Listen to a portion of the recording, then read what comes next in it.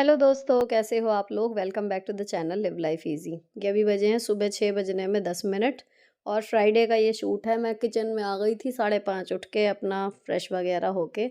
ये hang curd बन रहा है और मेरे हस्बैंड को बनाना है आज श्रीखंड। उन्होंने कहीं रेसिपी देखी थी तो मुझे बोला था, रात को मैंने ये टांग के रखा।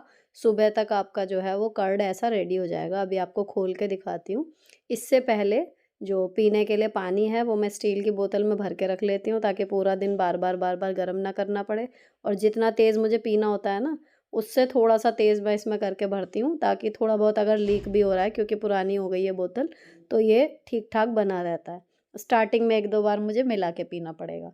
अब यहाँ जो दूसरे कुकर में है वो आलू उबल रहे हैं और ये आपको दही दिखाती हूँ। तो मसलिन क्लॉथ में लेके, मखमल के या किसी भी कपड़े में आप लेके इसको रात भर के लिए छान के इसको रख दो। ये बिल्कुल ऐसा स्मूथ सा टेक्सचर हो जाता है।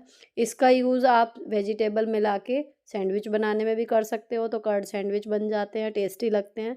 तो अगर आपके बच्चों को दही का ये टेस्ट समझ में आ जाए तो मेयोनीज़ के बजाय ये हेल्दी ऑप्शन हो सकता है। लेकिन मेरे बच्चों को दही का ये स्वाद जो है वो समझ में नहीं आया था जब मैंने इनके लिए बनाए थे दही सैंडविच। बाकी ये आज जो है इन्होंने श्रीखंड के लिए मुझे बनवाया है, जैसे मैंने अभी बताया। तो ये मैं कपड़े में से इसमें बाउल में ट्रांसफ़र कर दूँगी और इसको जो है ढक के रख दूँगी। तो जब ये बनाएँगे इनको रेडी मिलेगा, इसको करके मुझे रखना है फ्रिज में।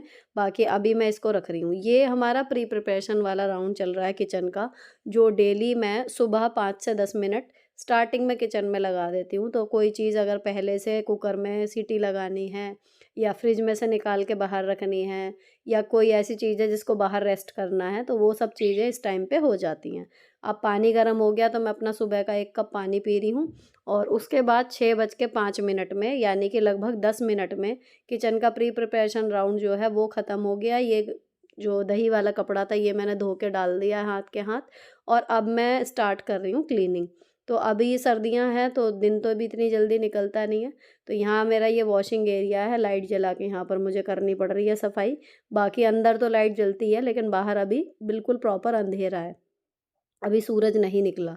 तो झाड़ू से शुरुआत कर रहे हैं क्लीनिंग की। अच्छा, सामान का ऐसा है कि कोशिश यही रहती है कि ज़्यादातर सामान मैं सोने से पहले चीज़ें जगह पर रख दूँ, लेकिन मोस्ट ऑफ़ द टाइम इस टाइम की अब मैं बताऊँ नहीं हो पा रहा, क्योंकि रात को काम निपटाने के बाद फिर लगता है कि लेट जाओ या कुछ भी, बहुत ज़्यादा क्लीनिंग जो है वो सामान की नहीं हो पाती। और दूसरी चीज़ ये है, आज जो स्पेशल चीज़ है कि मेरा स्कूल जो है वो आज मैंने सीएल ली हुई है और बच्चे भी जो हैं वो आज थोड़ा लेट जाएँगे। उनकी जो वैन है वो थोड़ा लेट आएगी, क्योंकि विंटर और फॉग की वजह से जो था, ठंड की वजह से इनकी स्कूल टाइमिंग चेंज हो गई। तो इन्हें थोड़ा देर में उठाना है और मैं अपने टाइम पर उठ गई हूँ। तो ये है कि ये भी थोड़ा-सा रात में रहता है कि सुबह टाइम है, इसलिए भी थोड़ा-सा मेसी घर मैंने छोड़ दिया था रात को। तो अब मैंने झाड़ू लगाने से पहले सारी चीज़ों को जो है वो जगह पर मैं रखती जा रही थी। कपड़े इधर-उधर फैले हुए थे उनको तय किया और उसके बाद उस जगह की झाड़ू लगाई। तो इस तरीके से पूरे घर में झाड़ू जो है वो लग रही है।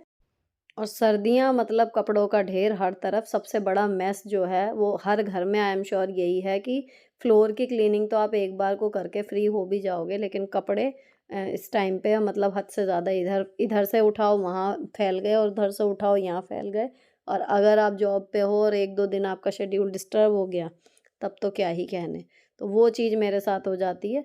अब इधर लगने के बाद पूरे घर में इस तरीके से झाड़ू लग गई। अब फाइनली सारी चीज़ें जो हैं वो जगह पर पहुँच गई हैं।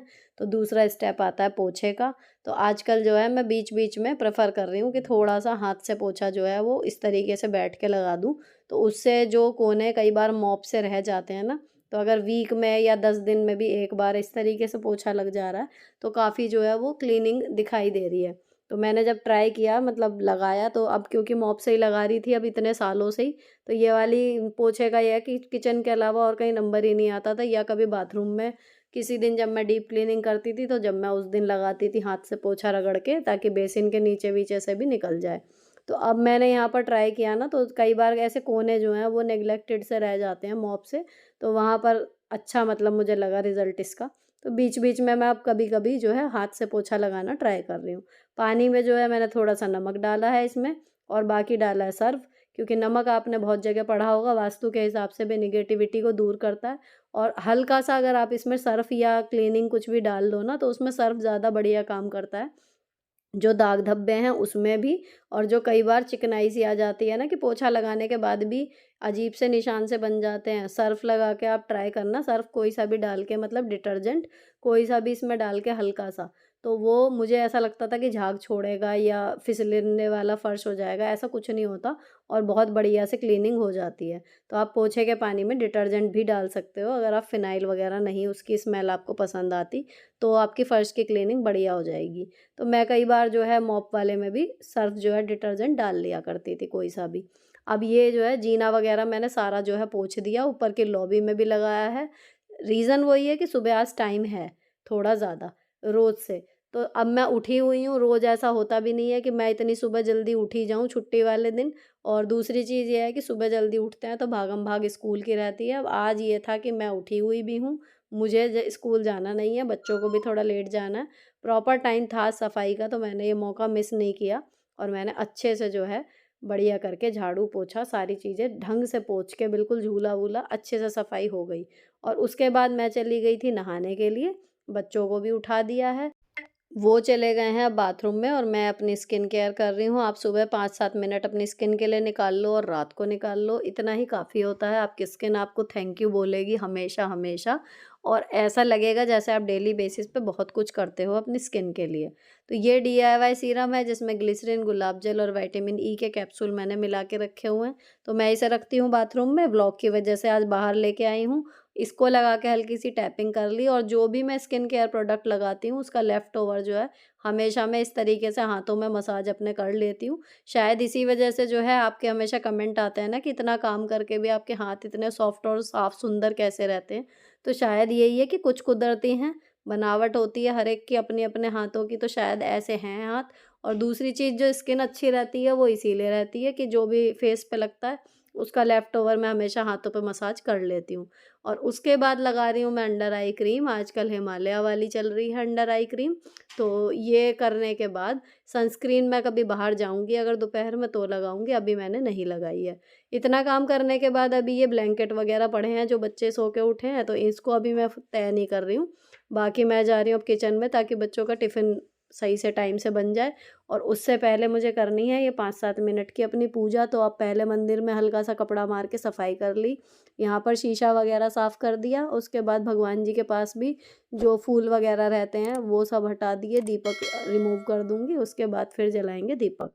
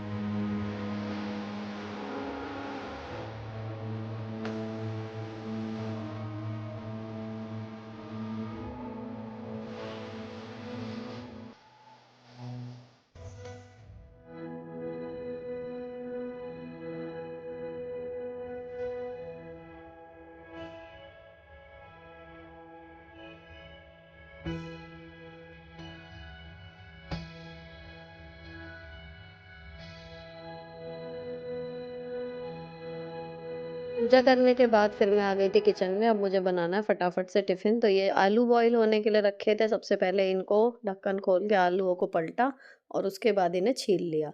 छीलने के बाद इसका भरता बनेगा थोड़ा-सा, और उसके बाद जो है एक, जो मुंबई में मिलते हैं ना बटाटा वड़ा, उस तरीके के ये बनते हैं, और बिना बेसन के ब्रेड में जो है आलू भर के बना सकते हैं इसको। तो ये मेरी सासू माँ बनाती थी और सबको काफ़ी पसंद आते थे। तो आज ये वाले मैं बना रही हूँ ब्रेड पकोड़े, थोड़े अलग तरीके के हैं। और आलू को जो है कद्दूकस कर लिया बढ़िया तरीके से। इसमें जो है मिलाने वाला आइटम, इसमें बहुत सारे ऑप्शन हो सकते हैं, लेकिन ऑनेस्टली स्पीकिंग कि इस टाइम ना तो टाइम बचा है, बच्चों के टिफ़िन वाला सीन है कि टाइम पे एकदम रेडी होना चाहिए। तो अगर आप चाहें इसमें क्या-क्या मिल सकता है, इसमें आप पनीर डाल सकते हो, इसमें आप चीज़ मिक्स कर सकते हो, इसमें आप प्याज़ डाल सकते हो, या फिर अपनी पसंद की बारीक-बारीक काट के कोई सी भी वेजी इसमें मिक्स की जा सकती है। तो इसकी जो पिट्ठी है, कहने का मतलब स्टफिंग में बहुत सारे ऑप्शन हैं, लेकिन फ़िलहाल मैं सिंपल जो है नमक और मिर्च, इसमें धनिया, 3 चीज़ ही डाली हैं और मतलब और कुछ भी नहीं डाला। फटाफट से इसको जो है वो मिक्स कर रही हूँ। अब इसमें यहाँ पर जब ये अच्छे से पिट्ठी बन जाएगी, यहाँ पर आपका काम जो है लगभग फ़िनिश हो जाएगा। तो इसमें जो बेसन वग़ैरह घोल के तैयार करना होता है ना, वो टाइम आपका बच जाता है। और ये तैयार होने के बाद इतने मैं कर ही रही थी ना, इतने मेरे हस्बैंड भी जो हैं किचन में आ गए थे कि थोड़ी बहुत अगर हेल्प चाहिए हो। उधर बच्चे जो हैं वो ऑलमोस्ट रेडी हो चुके हैं, कपड़े वग़ैरह उन्होंने पहन लिए हैं स्कूल के, तो उन्हें दूध देना है, तो दूध पी जाएँगी और एक आध जो है ये जो ब्रेड पकोड़ा बनेगा ये खा जाएँगी। तो इनके लिए मैं दूध जो है वो छान रही हूँ अभी ग्लास में और उसके बाद इसको गर्म करके बच्चों को दूध देंगे। अब अगला स्टेप जो ब्रेड पकोड़े में है वो थोड़ा-सा पानी लेना है, उसमें थोड़ा-सा नमक ऐड करना है, ताकि जो ऊपर का ब्रेड है वो बिल्कुल फीका-फीका ना लगे। हल्का-सा इसमें नमक मिला लिया और उसके बाद आपको ब्रेड स्लाइस लेनी है। लेने के बाद इस पानी में आपको डिप करना है। तो किनारे वग़ैरह आप चाहें तो इसमें रिमूव कर दें, लेकिन जब आप पानी में डिप करते हो तो किनारे भी बिल्कुल अच्छे से हो जाते हैं मुलायम। लेकिन अगर आप बिल्कुल नीट और वाइट कलर का एकदम बाउल बनाना चाह रहे हो ना, एक जो आपका पकोड़ा है उसमें दूसरा कोई कलर ना दिखे, तो आप इसके किनारे रिमूव कर सकते हो। अदरवाइज़ इस तरीके से डिप करके तुरंत निकाल लिया। उसके बाद इसको अच्छे से प्रेस करके जितना भी पानी था वो निकाल दिया इसमें से।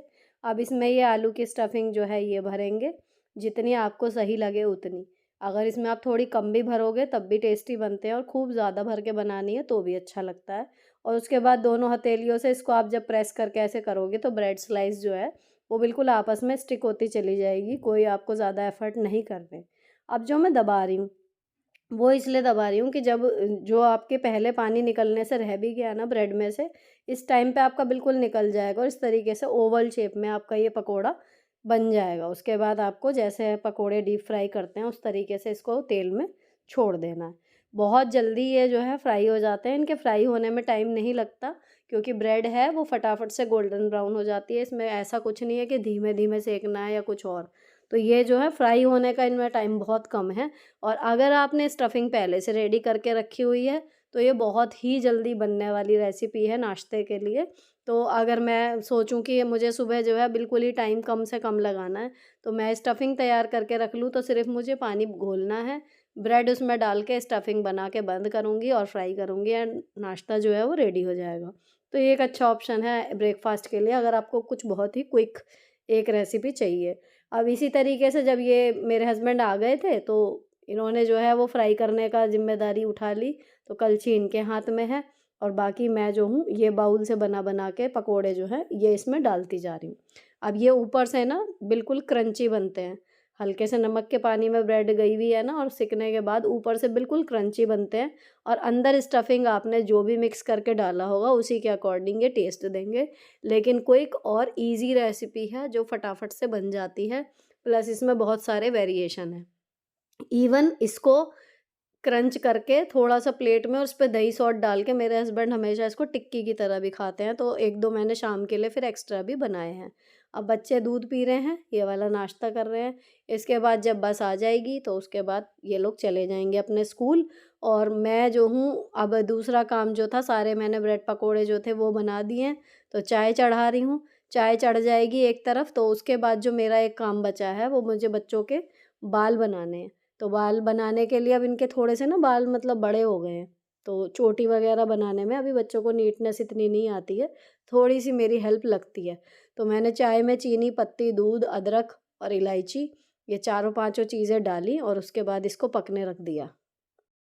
अब इस टाइम तक हमारा झाड़ू पोछा हो चुका है, पूजा हो चुकी है, स्किन केयर हो चुकी है, नाश्ता बन चुका है, टिफ़िन पैक होने के बाद ये इतने बचे हैं और जी अभी समय हुआ है 9 बजने में 10 मिनट।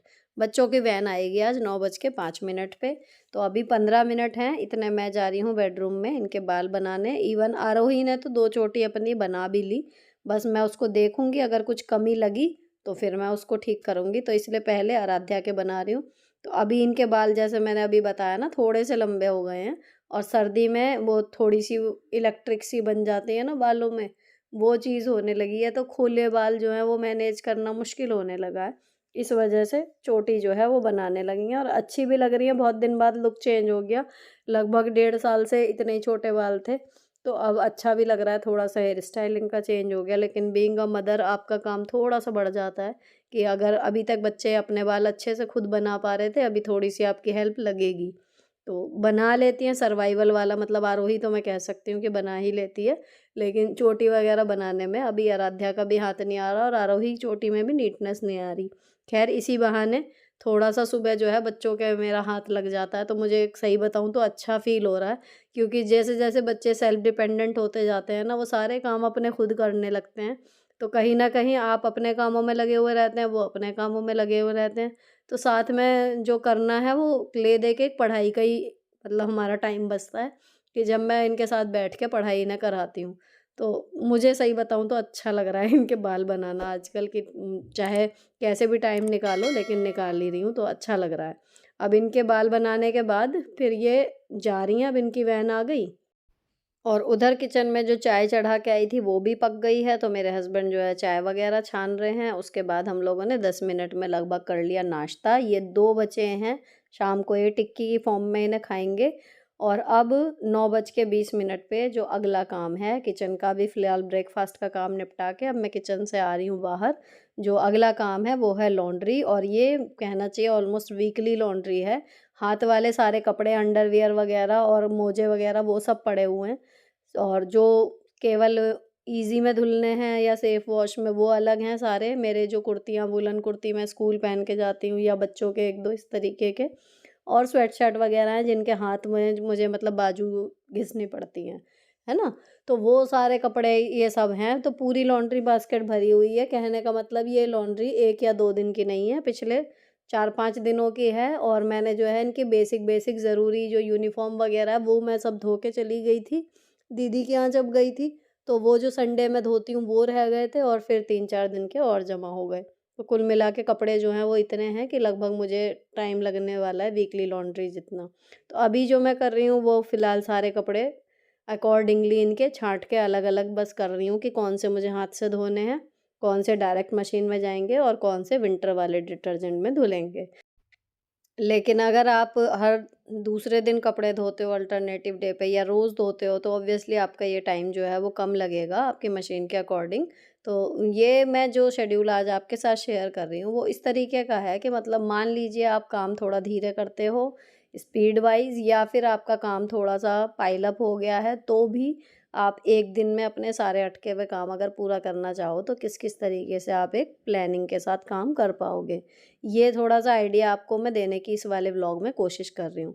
अब जो कपड़े सीधे मशीन में जा रहे थे वो मैंने डाल दिए हैं और पानी चला दिया है। अब इसमें थोड़ा-सा डिटर्जेंट घोलूँगी और हाथ वाले कपड़े जो हैं, जो रगड़ने हैं मतलब इसमें कई लोग मुझे सजेस्ट करते हैं thank you for their comments कि ये वाला मोड आप करके देखो या कुछ और है। लेकिन मुझे यही दिक्कत लगती है कि एक कपड़े के लिए अलग से मोड तो वो पूरा ही टाइम मशीन लेने वाली है, तो मुझे पता नहीं क्यों मतलब वो कंफर्टेबल ना लग के ये लगता है कि बिल्कुल ही आदत छूट जाए हाथ से रगड़ने की, इतनी सी भी ना रहे या फिर मैं रोज़ आधा पौना घंटा दूँ, इसकी बजाय अगर मैं 2 या 3 दिन में आधा घंटा दे के और मेरा काम हो जा रहा है, तो वो मुझे ज़्यादा पता नहीं क्यों मतलब कन्वीनिएंट लगता है या ये कहो कि इतने साल हो गए, मुझे आदत हो गई कि रोज़ आधा-आधा घंटा या 1 घंटा मतलब मुझे लगे बार-बार करना पड़े, उसकी बजाय मैं 2 या 3 दिन का जमा करके कर लेती हूँ, तो भी मुझे औसत वही लगता है। और दूसरी चीज़ मशीन के लोड की और डिटर्जेंट वगैरह की, इन सब की भी किफ़ायत हो जाती है। बार-बार आपकी इलेक्ट्रिसिटी और वो आधे लोड के लिए वेस्ट नहीं होती, एटलीस्ट पूरा लोड आपका भर जाए, तो ये है कि एक ही बार में काम हो जाता है। तो अब मैंने जो थे ये सारे स्वेटशर्ट जो हैं इनके कई बार ये खाने के निशान लगा लेती हैं, बच्चे हैं, हर जगह से स्लीव्स जो हैं वो कहीं पर भी टिक जाती हैं, जहाँ पर भी बैठती हैं, तो ये आगे से गंदी हो ही जाती हैं। अगर मैं इनको ना रगड़ूँ ना, तो ये नहीं होती मशीन में प्रॉपर साफ़ और ये अगर मैं थोड़ा-सा इनमें ये वाला जो अब मैं कर रही हूँ काम, ये एफ़र्ट कर देती हूँ, तो फिर बिल्कुल साफ़ हो जाते हैं कपड़े। तो यहाँ पर मैंने पूरी नहीं भिगोई हैं, केवल यही-यही भिगोई है। अब इसमें खाने के भी निशान लगे हुए हैं, तो इसको मुझे थोड़ा ज़्यादा घिसना पड़ेगा। इन सारी स्वेटशर्ट की बाजू जो हैं, वो अलग से क्लीन करके और जिन्हें ये रहता है कि ये वाले डिटर्जेंट की वजह से मेरी ऑटोमेटिक मशीन ख़राब हो जाएगी, तो मैं इन कपड़ों को डायरेक्टली ऐसे ही ये वाले सरफ़ से ही सीधे उसमें नहीं डालती हूँ।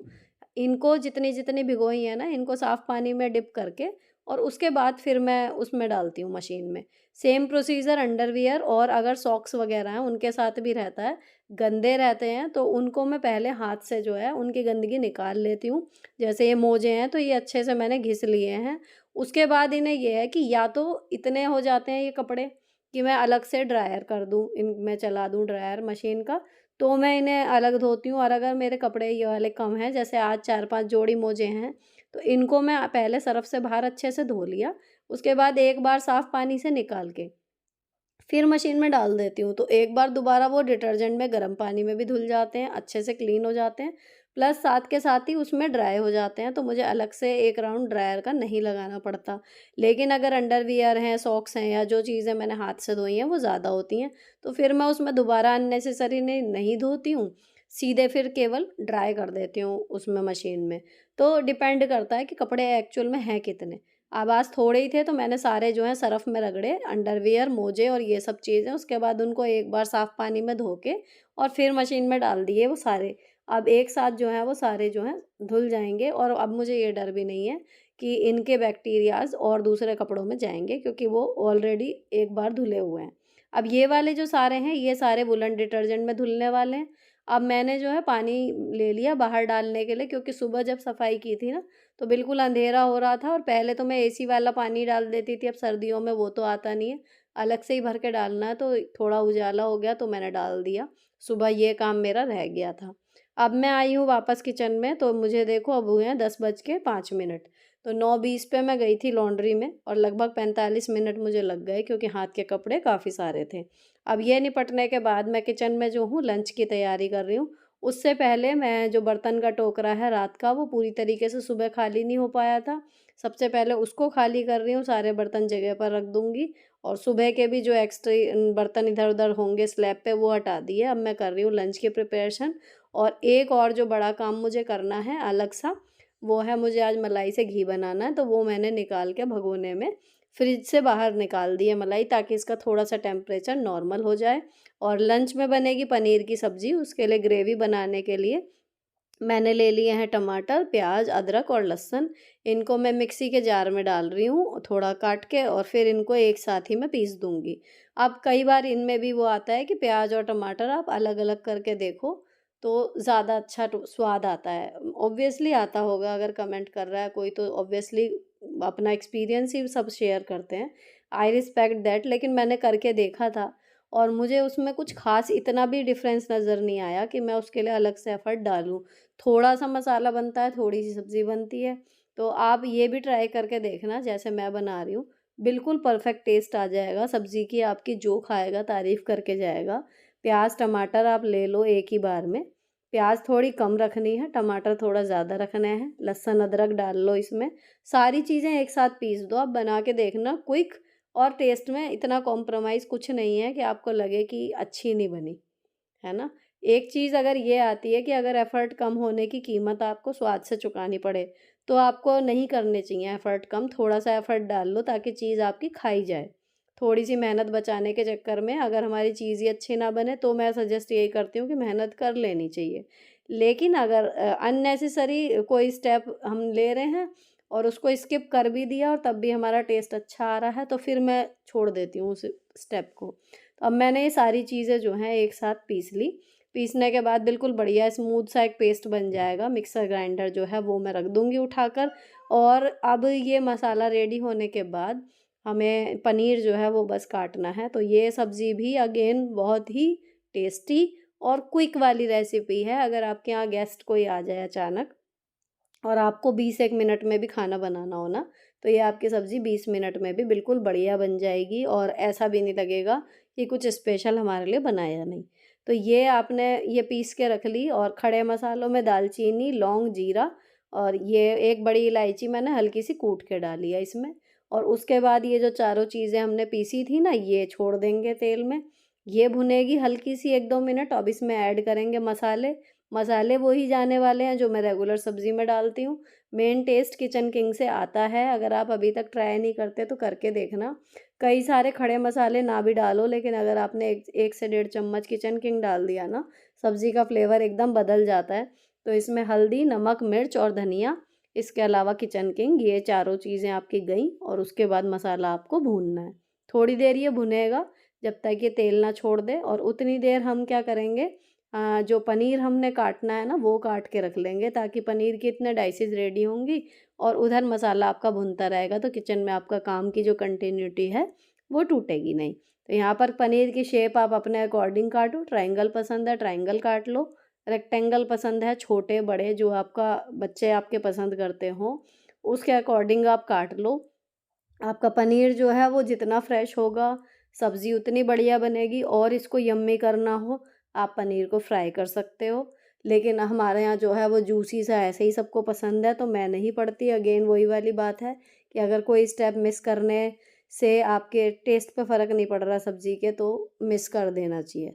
अब बिल्कुल ये इतना बढ़िया सा कलर इसका आ गया है, तो अब इसमें हमें क्या-क्या ऐड करना है, फ़िलहाल थोड़ा-सा जो है, या तो आप पहले पानी डाल के ग्रेवी को ही अच्छे से पका लो, या फिर अगर आपको बनानी है थोड़ी ड्राई ड्राई सी सब्ज़ी, तो आप इसमें पनीर ऐड करके यहाँ पर उसके अकॉर्डिंग ही आपको मसाले डालने होंगे कि आप ग्रेवी वाली थोड़ी-सी बना रहे हो या बिल्कुल सूखी बना रहे हो।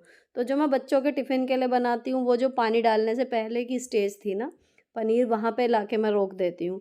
तो वो टिफ़िन में जो है सूखी-सूखी सब्ज़ी बनती है, मसाले लिपटी हुई। यहाँ पर मैं बना रही हूँ लंच के लिए कि हम लोग यहीं पर खाएँगे, तो थोड़ा-सा आपको इसमें पानी ऐड करना है। जितना आप एक्चुअल चाहते हो उससे डबल पानी आपको ऐड करना है, और उसके बाद इसको 5-7 मिनट के लिए, 7 तो नहीं 5-1 मिनट के लिए आपको इसको पकने देना है, क्योंकि बहुत ज़्यादा पकाएंगे तो पनीर जो है वो फटने लगता है। तो ये इतने सब्ज़ी पक रही है, इतने बात करते हैं मलाई की। अब मैंने आपको थंबनेल में बताया था कि ठंड में अक्सर हमें मलाई परेशान करती है, तो अगर हमारे पास मिक्सी या कोई और मशीन नहीं है, ब्लेंडर वगैरह, तो हम ईज़िली कैसे करें। मेन खेल देखो इसके टेम्परेचर का होता है। मैंने ये मलाई का भगोना रख दिया गैस पर, और अब मैं यहीं पर खड़ी हूँ, इसे गैस पर रख कर जाना नहीं है। जैसे ही इसके किनारों में देखो उबाल सा आना शुरू हुआ ना हल्का सा, वहीं आपको गैस बंद कर देनी है। बस इतना काम करना है। इधर हमारी सब्ज़ी जो है 5-7 मिनट पक गई है। अब इसमें जो एंड में चीज़ें डलेंगी उनसे आएगा असली फ्लेवर। सबसे पहले आपको डालनी है कसूरी मेथी, थोड़ी-सी डालनी है चीनी, और 1 या 2 चम्मच आपको डालनी है मलाई। फ्रेश मलाई हो जितनी वो ज़्यादा अच्छी। और ये तीनों चीज़ें डालने के बाद बस मिक्स करो और गैस बंद कर दो। अभी ये जितनी भी दिख रही है ना आपको लिक्विड सी, ठंडी होने के बाद ये इससे लगभग आधी, समझिए इसकी कंसिस्टेंसी जो है वो गाढ़ी हो जाएगी। अभी ये जितनी तरावट सी दिख रही है, लेकिन एक कलर आ जाता है इससे अच्छा सा येलो सा। और कॉम्प्लीमेंट की बात कहूँ, टेस्ट की बात कहूँ, तो जब मेरे बच्चों ने इसको देखा सब्ज़ी को और खाई, तो सबसे पहला क्वेश्चन ये था कि मम्मी आपने घर में बनाई है? क्योंकि ये मेरे लिए बहुत है। सब्ज़ी इतनी स्वादिष्ट बनी थी, आप बना के देखना। क्विक, सिंपल और बिल्कुल परफेक्ट टेस्ट आएगा, कोई कमी नहीं रहेगी। और स्पेशल अगर कुछ खाने का मन कर रहा है ना पनीर का, तो आपकी वो इच्छा पूरी हो जाएगी। और बहुत ज़्यादा कुछ मेहनत भी नहीं है, ना कोई बहुत ज़्यादा इसमें तामझाम है कि आपको देर तक वेट करना है। अब चलते हैं मलाई की तरफ। तो ये मलाई थोड़ी हार्ड है अभी, गैस पर रखने के बाद आपको इसे नीचे उतारना है। भगोना बिल्कुल भी गर्म नहीं होगा, इतना गर्म आपको करना ही नहीं है। उसके बाद मैंने इसको रई से थोड़ा-सा चलाया, थोड़ी-सी पतली हो जाए ताकि मैं इसे घुमा सकूँ, इसके लिए मैंने इसमें टंकी का सादा पानी डाला है, जो आजकल विंटर की वजह से ऑलरेडी ठंडा ही आ रहा है। तो वो मैंने इसमें डाल लिया। अब इसको चला के देखा। इस स्टेज पे आपको घुमा के देखनी है, ये अपनी मथनियाँ कह लो, रई कह लो। अगर आपको लगे कि ये निकलने वाला है, क्योंकि अगर आपकी मलाई बिल्कुल सही टेम्परेचर पे पकड़ी हुई है ना, तो फटाफट हो जाएगा। अब आपको मैंने घड़ी दिखाई, पौने 11 बजे हैं एग्ज़ैक्ट। अब मैं नीचे बैठ गई और मैंने ज़ोर-ज़ोर से इसको चलाना शुरू किया, घुमाना, जैसे मिक्सी घुमाती है। अब मुझे लगा कि ये नहीं निकल रहा, और छू के देखो, अगर ये ज़्यादा ठंडा लगता है आपको अभी भी, आप दोबारा इसको गैस पे रखो। इस टाइम गैस चल रही है, मैंने भगोना हाथ से पकड़ा हुआ है, इसका मतलब भगोना गरम नहीं है। तो आपको इसे गरम नहीं करना है, केवल इसको रूम टेम्परेचर पे लाना है। ना रूम टेम्परेचर से ठंडी होनी चाहिए, ना रूम टेम्परेचर से गर्म होनी चाहिए। और फिर आप इसको चलाओ, आपकी 5 मिनट में मलाई से मक्खन जो है वो निकल जाएगा बिना किसी मशीन के। देखो एग्ज़ैक्ट 11 बजने में अभी 10 से ज़रा सी ऊपर गई है सुई, 5-7 मिनट में ये बिल्कुल सही निकल के आपका आ गया हाथ में। अब इसको मुझे वॉश करना है, लेकिन उससे पहले मुझे सिंक धोनी पड़ेगी, खाली करनी पड़ेगी।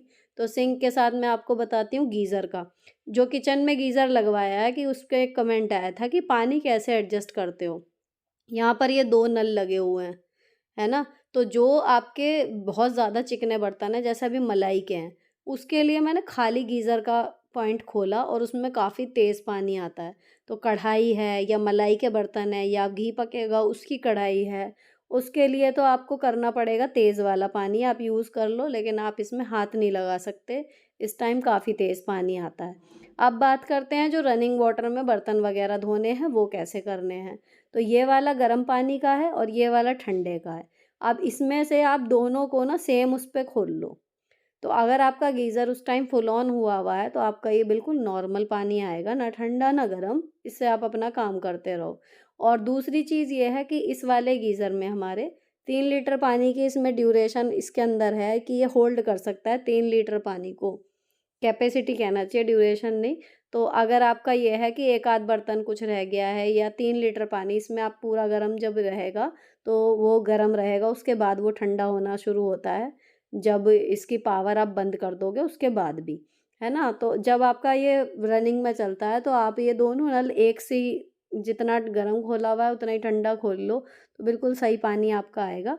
तो आप ईज़िली अपना काम जैसे नॉर्मली करते थे सिंक में वैसे कर पाएँगे। और एक बार जब ये सारे बर्तन पानी से निकल जाते हैं, साबुन लगाने का जब टाइम आता है, तो उस टाइम पे मैं ये गीज़र बंद कर देती हूँ। ठीक है? इसको हमें पूरा टाइम चला के नहीं रखना क्योंकि वो उस टाइम पे इलेक्ट्रिसिटी लेता है बस। अब इनमें सब में साबुन लगा लूँगी, तब मैं फिर उसको दोबारा चलाऊँगी और फिर दोबारा वॉश कर लूँगी। तो यहाँ पर मेरे बर्तन धुल गए, अब बारी आती है जो मक्खन बनाया था उसको वॉश करना है। तो मैंने इसे भगोने से एक बार तो भगोने में वॉश कर लिया, उसके बाद ये वाली कढ़ाई में मैं पकाती हूँ क्योंकि स्टील वाली में या उसकी बजाय मैंने ये वाली कढ़ाई एक घी के लिए बना ली है। तो अब इसमें आपको इसे धोना है तब तक जब तक कि ये पानी लगभग साफ़-सा ना हो जाए। और धोना कैसे पानी से है, इसको हमें धोना है बिल्कुल ठंडे पानी से। तो अगर गर्मी होती है तो उस टाइम पे हम फ्रिज का पानी यूज़ करते हैं या बर्फ़ का पानी यूज़ करते हैं। लेकिन अगर सर्दी है, जैसे इस टाइम पे है तो नल में ही इतना ठंडा पानी आ रहा है, तो आपका काम नल के पानी से ही हो जाएगा। और उसी पानी से आपको इसे वॉश करना है जैसे हम सब्जियों को धोते हैं अच्छी तरीके से। 3 पानी कम से कम आपको इसे वॉश करना है, जितना साफ़ आपका मक्खन होगा, उतना आपका जो घी है वो क्रिस्टल क्लियर बनेगा और जो छानन है वो कम से कम निकलेगी। तो यहाँ पर वही प्रोसीजर चल रहा है कि मैं पानी डाल के इसको अच्छे से वॉश कर लिया, अब मेरा मक्खन रेडी है। अब इसे मैंने 1 कटोरी मक्खन जो है वो अलग निकाल लिया है, इसमें नमक मिला के बच्चों के ब्रेड वगैरह में जो वो मक्खन लगा के खाते हैं उसमें काम आ जाएगा और बाकी मैंने इसे ढक के रख दिया है। जब मैं खाना बनाऊँगी दोपहर में रोटी सेकूँगी तब ये पक जाएगा। अब इसमें मिला दिया मैंने थोड़ा-सा नमक और इसे अच्छे से फेंट के बिल्कुल बढ़िया तरीके से ताकि नमक मिक्स हो जाए, इसे मैं ढक के रख दूँगी।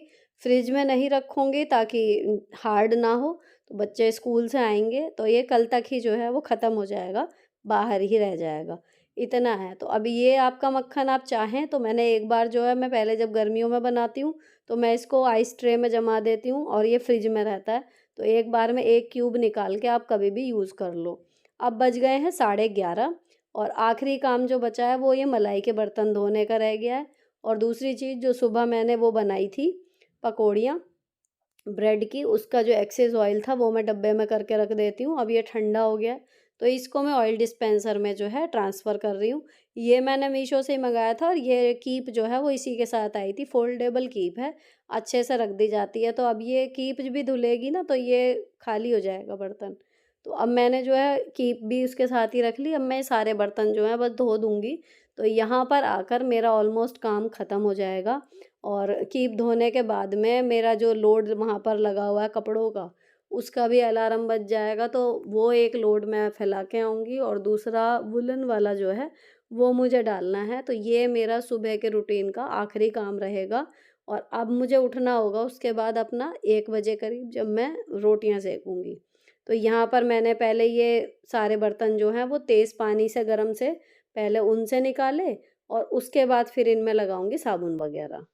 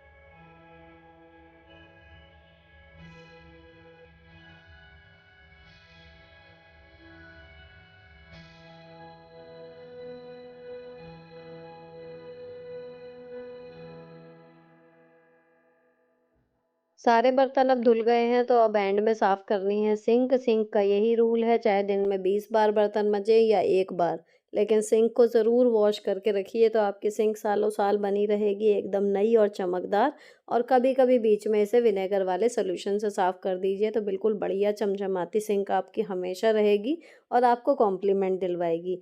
इवन आपके यहाँ अगर मेड भी आती है तो आप उसको भी ये इंस्ट्रक्शन दे सकते हो कि कपड़े मतलब सॉरी बर्तन पूरे धोने के बाद आप एक बार सिंक को ज़रूर धो दिया करो। एक ये छोटी सी हैबिट आपकी बहुत सारी मेहनत और आपके किचन का लुक को बहुत ज़्यादा इम्प्रूव कर सकती है। तो यहाँ पर अब सारा काम निपटने के बाद फिर मैं किचन जो काउंटर है उसे अच्छे से क्लीन कर दूँगी, क्योंकि कुकिंग का काम लगभग ख़त्म हो चुका है। अब बस मुझे दोपहर में रोटियाँ सेकनी हैं, घी पकाऊँगी उसी टाइम पे। तो किचन जो है वो क्लीन हो जाएगा, एक कंप्लीटनेस की फीलिंग आती है कि हाँ, यहाँ से हमारा काम ख़त्म हो गया है। अच्छा, सर्दी ना होती या कुछ होता तो इस टाइम पे आप चपातियाँ भी सेक के रख सकते हो, लेकिन जब मैं कभी-कभी घर में रहती हूँ, तो लगता भी है कि आज घर में हूँ तो गरम-गरम खाना जो है वो रोटियाँ मतलब सेक के दे दूँ। तो इस वजह से मैंने छोड़ दिया। अब 11:40 हो रहे हैं, लंच बन चुका, बच्चों के लिए मक्खन तैयार है, घी हमारा रेडी है निकल के। ये दूध मैं थोड़ा-सा चाय के लिए बाहर रखा हुआ है, श्रीखंड के लिए हैंग कर्ड हमारा रेडी हो गया है। बर्तन सारे धुल गए हैं दोपहर तक के, आप जब खाएँगे तब होंगे।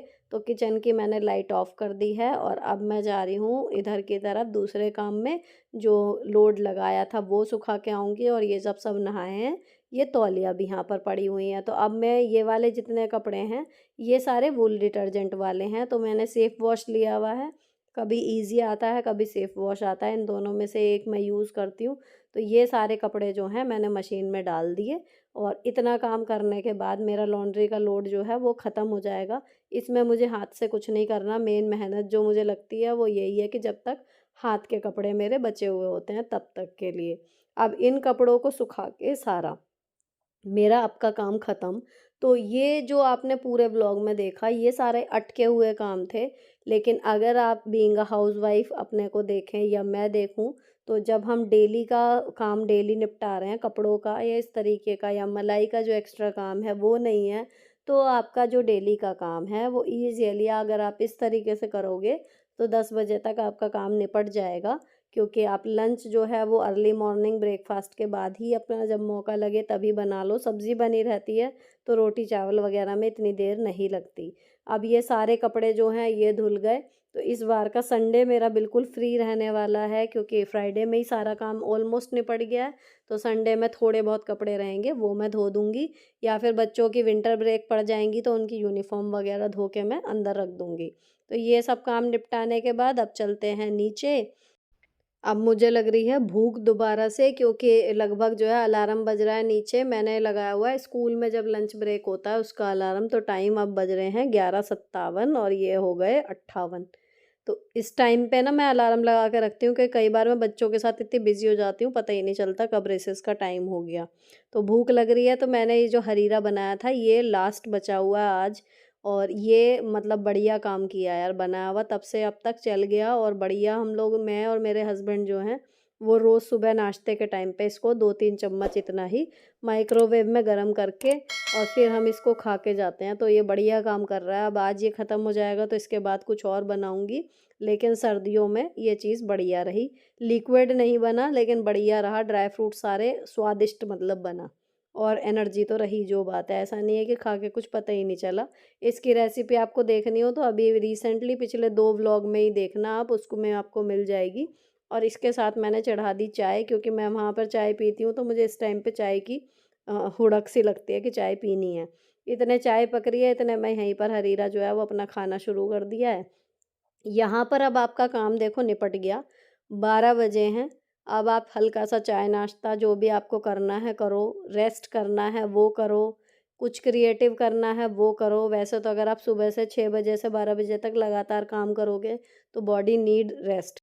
तो वो ही मैं अब करने जा रही हूँ। 12 बज रहे हैं, चाय अभी 1-2 मिनट और लेगी। तो पहले मैंने बाहर देखा कि अगर धूप निकल गई हो तो मैं अब जाके धूप का थोड़ा मज़ा लूँ। छुट्टियों में हमारे लिए तो यही लग्ज़री है, अगर थोड़ी देर धूप में बैठने को मिल जाए।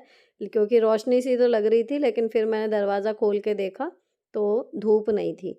तो फिर मैंने प्लान किया कि मैं बेडरूम में ही अभी लेटूँगी, धूप-वूप तो नहीं है। बाकी आपके पास अब आधा दिन बच गया है, सिर्फ़ दोपहर की रोटियाँ सेकने को बची हैं, उस आधे दिन में आप अपने बाहर के काम निपटा सकते हो या कुछ क्रिएटिव करना है वो कर सकते हो, व्हॉटएवर मतलब हमारे पास काफ़ी टाइम बच जाता है। और अगर पीछे के काम बचे हुए ना हो सारे, अटके हुए, तो ये काम आपका 10 बजे तक भी निपट जाएगा। तो यहाँ पर ये व्लॉग ख़त्म होता है, मैं जा रही हूँ रेस्ट करने। अगर अच्छा लगा हो, बेशक लेंथी तो बहुत हो गया है, लेकिन आप लोग इतना भरोसा दिलाते हो इसलिए मैंने हिम्मत कर ली 42 मिनट का व्लॉग बनाने की। लेकिन अगर आपको पसंद आया हो ना, किसी भी वजह से अच्छा लगा हो, कोई बात पसंद आई हो, तो चैनल को सब्सक्राइब किए बिना मत जाना। मिलती हूँ आपसे नेक्स्ट वीडियो में, till then bye bye, stay beautiful always.